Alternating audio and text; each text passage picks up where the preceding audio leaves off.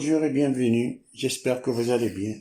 Dans cette vidéo, on va traiter de corriger l'exercice numéro 2 de l'examen national 2003, session de rattrapage. La première question. 1. Nous dit de calculer l'intégrale 1 divisé par E à E de 1 sur x, valeur absolue de ln de x d de x.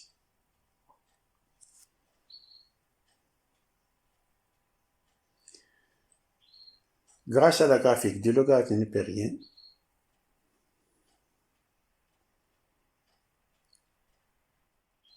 on sait que la fonction ln de x est supérieure ou égale à 0 si et seulement si que x est supérieur ou égal à 1. Dans la graphique ici, de 1 jusqu'à plus l'infini, de en haut de l'axe des abscisses, ça veut dire que ln de x est supérieur ou égal à 0. ln de x est inférieur ou égal à 0 si x est strictement supérieur à 0, est inférieur ou égal à 1.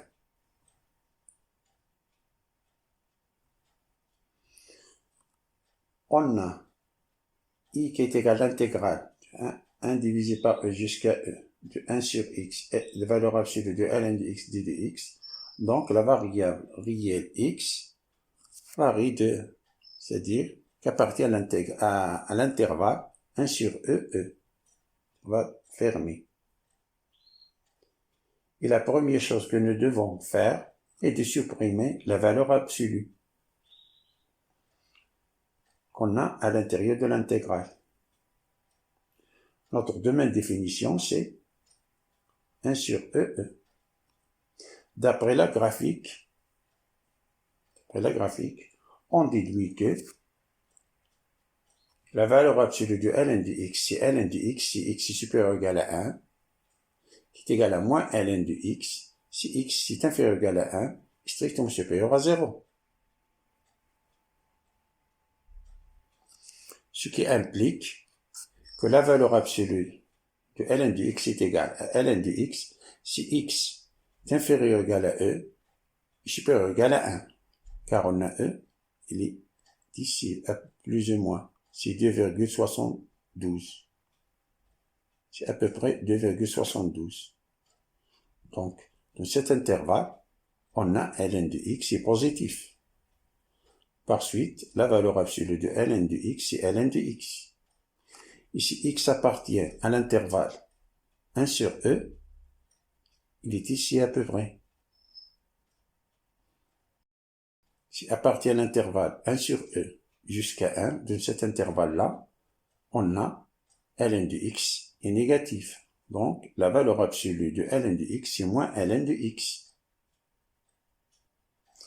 Donc, en appliquant la relation de Charles, alors on a grand I est égal à l'intégrale de 1 sur e jusqu'à 1 de 1 sur x, facteur de moins ln de x d de x plus l'intégrale de 1 à e de 1 sur x ln de x d de x, qui est égal, ce moins-là, on le fait sortir, on a moins 1 ici, on le fait sortir, on ne dépend pas de la variable réelle x. Alors c'est moins l'intégrale de 1 sur e jusqu'à 1 de 1 sur x ln de x d de x plus l'intégrale de 1 à e de 1 sur x ln de x d de x. On pose e est égal à ln de x, implique d de e est égal à 1 sur x d de x. Donc, grand I qui est égal à moins 1 sur x, ln de x, c'est petit e, c'est u, on a u, d de u, car d de u c'est 1 sur x, d de x. C'est moins l'intégrale de 1 sur e à e, de e d de u, plus l'intégrale de 1 à e, de e d de u. Ça qui est égal à 1 moins entre crochet de 1 demi de e carré, car si on dérive 1 demi e carré, ça nous donne u, plus entre crochet de 1 à e de 1 demi e carré. On remplace u par ln de x, ça c'est moins entre crochets de 1 demi ln de x au carré de 1 sur e jusqu'à 1 plus 1 demi de ln de x au carré 1 jusqu'à e. Ça est égal, si on remplace x par 1, ln de 1 c'est 0, 0 au carré c'est 0, 0 fois 1 demi c'est 0, moins 1 sur e c'est e à la puissance moins 1.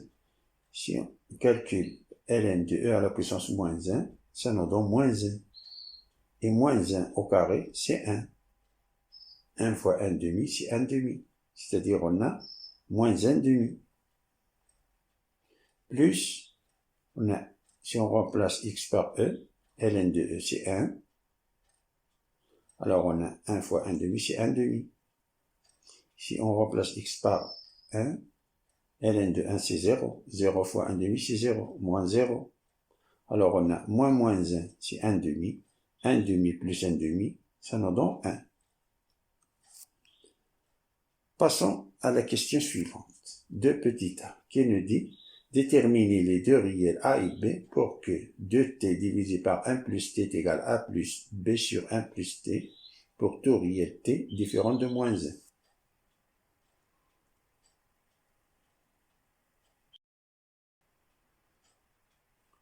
On a 2t est égal à 2t plus 2 moins 1, moins 2.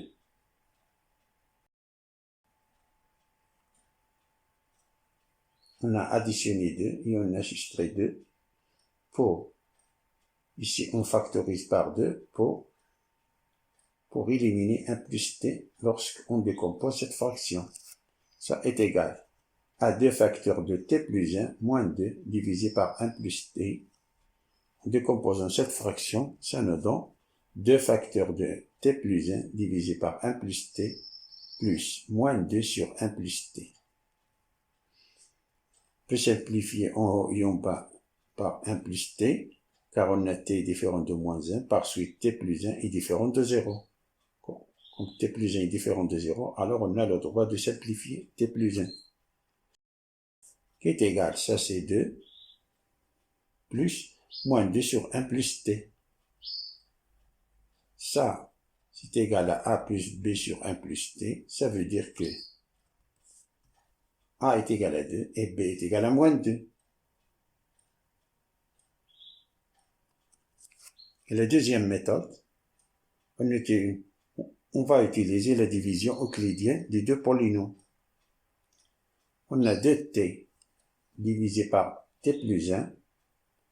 Ça nous donne 2. 2 fois t plus 1, ça nous donne 2t plus 2. Ici, si on soustrait, alors on a 2t moins 2t, c'est 0. Et 0 moins 2, ça nous donne moins 2.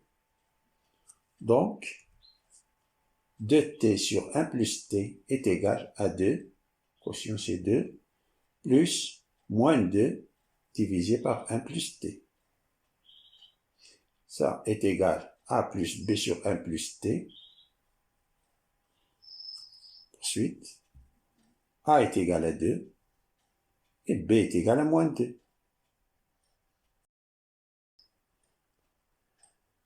Passons à la dernière question, qui nous dit de calculer l'intégrale de 2 à 7 de 1 sur 1 plus racine de 2 plus x d de x. On peut rapposer t est égal à racine de 2 plus x.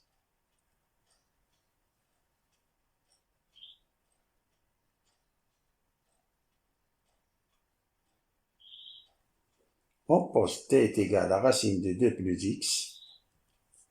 Alors, si on dérive, alors on a d de t est égal à 1 sur, on dérive ça, c'est 1 sur 2 racine de 2 plus x d de x. On a la dérivée de 2 plus x, c'est 1. Qui est égal à 1 sur 2 et racine de 2 plus x, c'est t. 1 sur 2t d de 1 sur 2t d de x. Ça, qui est égal à t, est égal à d de t. Ça est égal à dire que 2t d de t est égal à d de x. Ici, la borne inférieure, x est égal à 2. On a, pour la variable réelle x, la borne inférieure est 2. Alors, t est égal à la racine de 2 plus 2 qui est égale à la racine de 4 qui est égale à 2. Et la borne supérieure, c'est 7. Si x est égal à 7, alors t est égal à la racine de 2 plus 7, c'est racine de 9. Racine de 9, c'est 3. Donc, range g qui est égal à l'intégrale de 2 à 7 de 1 sur 2 plus racine de 2 plus x de dx est égal à l'intégrale de 2 à 3 de 1 sur 1 plus, ça c'est t, d de x, c'est 2t d de t. On a changé ici les bornes, on a la borne supérieure 7, la variable réelle x, si la variable réelle c'est t, c'est 3, la borne supérieure. Et la borne inférieure, dont la variable réelle 2, pardon, la variable réelle x, c'est 2. Pour la variable réelle t, c'est 3. Pardon, c'est 2. 2 correspond à 2. Donc, ça est égal à l'intégrale de 2 à 3 de 2t divisé par 1 plus t d de t. On remplace cette expression-là par celle-là, qui est égale à l'intégrale de 2 à 3 de 2 moins 2 sur 1 plus t d de t, qui est égal à l'intégrale de 2 à 3 de 2 d de t moins 2, l'intégrale de 2 à 3 de 1 sur 1 plus t d de t. Ici, on a fait sortir le 2, car on a les deux, ça ne dépend pas de la variable réelle t. On a décomposé cette intégrale, car on a les deux fonctions sont continues sur l'intervalle de 3. Ça est égal, cette intégrale c'est 2x entre crochet entre 2 et 3, moins 2 entre crochet, ça c'est ln de 1 plus t, une valeur absolue de 2 à 3. Et comme t appartient à l'intervalle de 3, fermé, alors 1 plus t est positif. Par suite, si ln de la valeur absolue de 1 plus t, c'est ln de 1 plus t.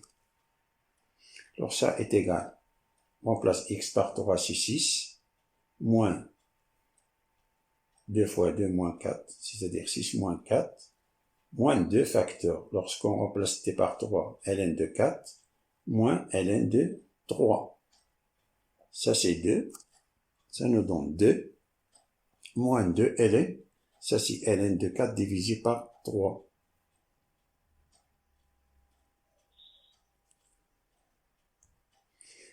Merci d'avoir regardé cette vidéo. Je vous souhaite bon courage et à bientôt.